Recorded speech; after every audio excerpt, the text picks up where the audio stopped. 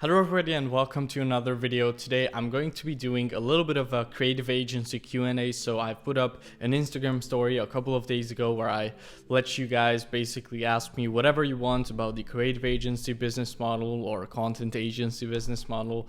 And in this video, I'm going to give you guys some answers. So hope you're gonna enjoy and let us get straight into it.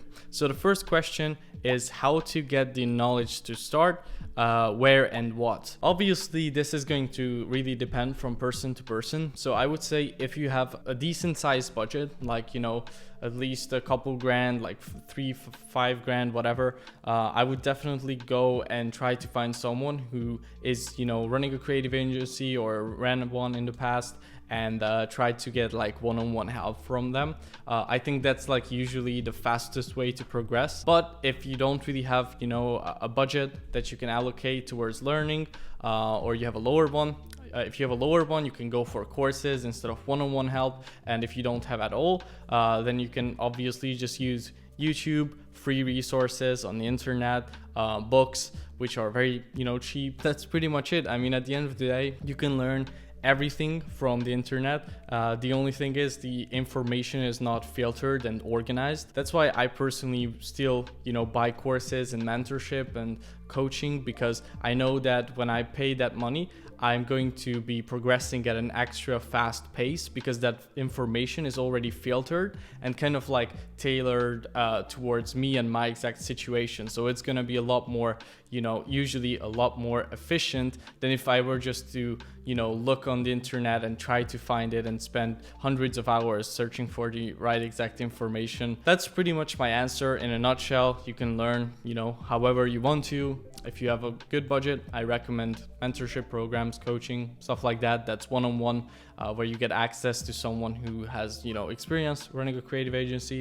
If you have a lower budget, try to go for a course maybe. If you don't have much of a budget at all, then just go for YouTube videos, learning on the internet, and books, which are still great ways to learn. The second question is, at what point should you fully start looking for and hiring editors to outsource completely? I would say when you already have a couple clients and you're making like 3-5 grand at least, then I would definitely start outsourcing so you can scale the thing up. At that point, when you are working with a couple clients, it's gonna take up a few hours of your day if you are still doing all the editing and service delivery yourself. So at that point, I would look around, try to hire someone. You still want to keep good margins, so yeah, don't give up your whole margin for it. And if you're living just off of that income, then maybe outsource a bit later on and just work a bit harder in that period. But yeah, I would say like once you're doing 3-5K, you can start to outsource things. The first thing I would outsource is definitely service delivery. Then I would outsource outreach, getting leads, sales calls. So yeah, that's pretty much it. That's when I would start, looking to outsource things. After that, you can like cruise along with just 1 or 2 editors and a VA for a pretty long time. And then once you get to around like 15K a month or so, 15-20, that's when you generally want to get like a project manager who can keep things, in tact, make sure that everything is going out on time, make sure there are no hiccups in your systems, and that's how you can continue to scale after that point. So hope that answers your question. And obviously, big disclaimer, these answers are all just my opinion, and this is what worked for me. It doesn't mean that this is the only right answer to all these questions. It's just my personal perspective on it, and I hope it's valuable to some of you guys. Now, the next question is how to build a personal brand on Instagram for the purpose of getting clients. Now, really good question. Now, the main things I would focus on when starting out with that is, first of all, you want to make it actually personal. So don't be afraid to share some of your, the behind the scenes of your life, share some personal stories even in an educative way, and definitely show your face so people get familiar with you. Another thing you want to do is you want to have a clear target audience. You want to have only one service, in my opinion.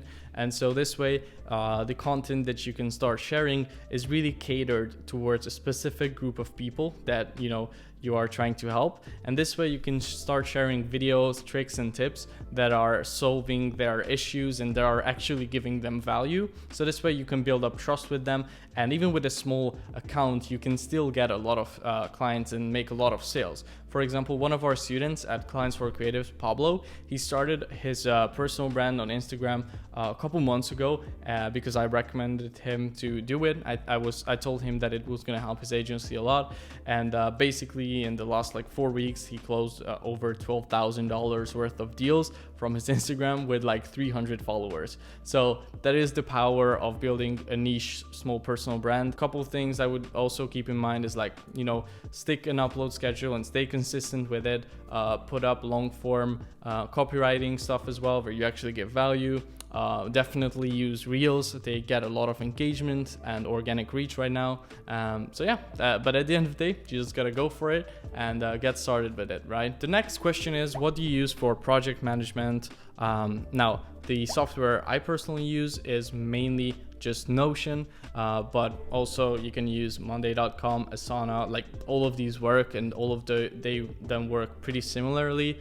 Now we also have a lot of our systems and databases in Google Docs and Google Sheets because they are very easy to access. You know, you don't need to create like a special account for it. You can just use your normal Google account. So basically for all of our systems and processes, we use Notion, Google Docs, and Google Sheets. The next question is outreach strategy for short form content services. Again, it kind of depends on the niche you are going for. I think there are really not that many like blanket statements in business that apply to everyone when it comes to like strategies. Like there isn't really like one best niche or one best strategy.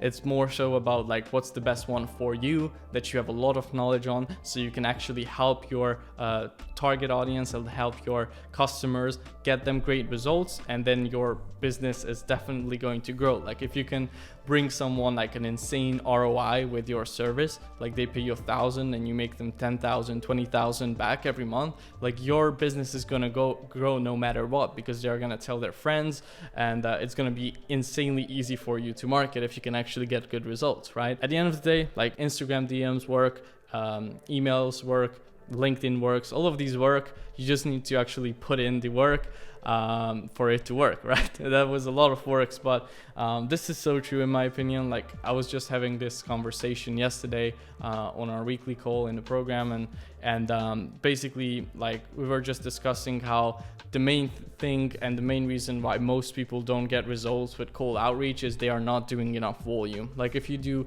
a couple a day, it's probably not gonna cut it in 2022 and beyond. You need to do volume. And yeah, like at the end of the day, if you want results that other people don't have, you need to be willing to do the kind of work that other people are not willing to do, which is the boring work. And that is like putting in the hours into your outreach, sending out a shit ton of messages, you know, reiterating your approach, changing your messaging, tracking your numbers, making sure you are improving on your open rates and reply rates and all that. So I know that's not the answer you guys want to hear, but that's the honest truth in my opinion. The next question is, how do you lead source clients? Now, we personally have a couple of methods. For example, we use YouTube, we use Facebook groups, we are starting to use LinkedIn at this point as well.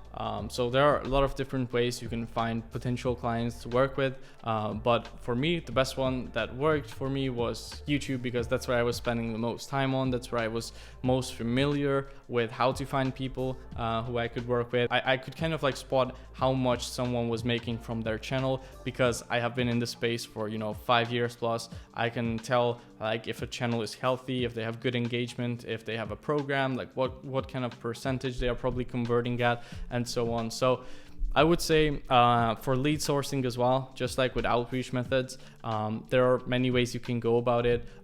In our program, we teach a couple in insane detail and how you can find a ton of leads in basically any industry. But yeah, at the end of the day, like you can find people on almost all sort of platforms like Facebook groups, LinkedIn, YouTube, Instagram, whatever it is that you want to go for. You just kind of want to use your brain at the same time. Like, okay, if my target audience is dentists, like where am I going to find the most dentists, right? It's probably not going to be on Instagram.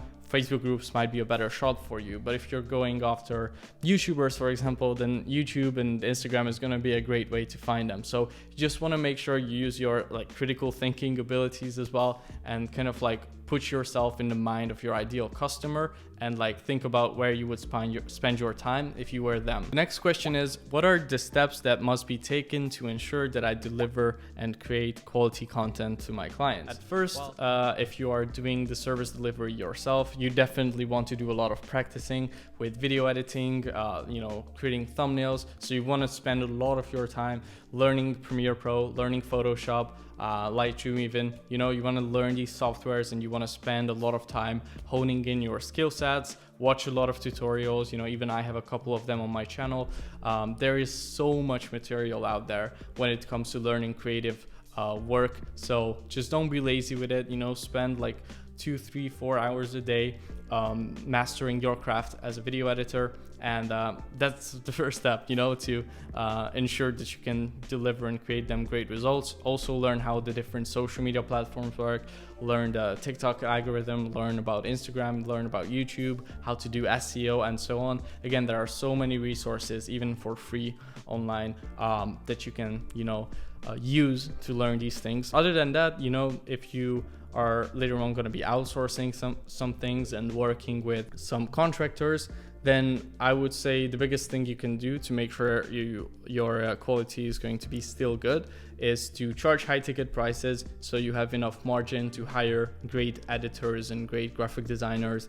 And in my opinion, this is like the easiest way to keep your quality up. You get what you pay for. So generally, if you want to find great designers and video editors, you need to pay them a little bit extra compared to the lowest amount you can go for. That's at least my personal way of doing it. So I really hope you guys found this video interesting and got some value from it.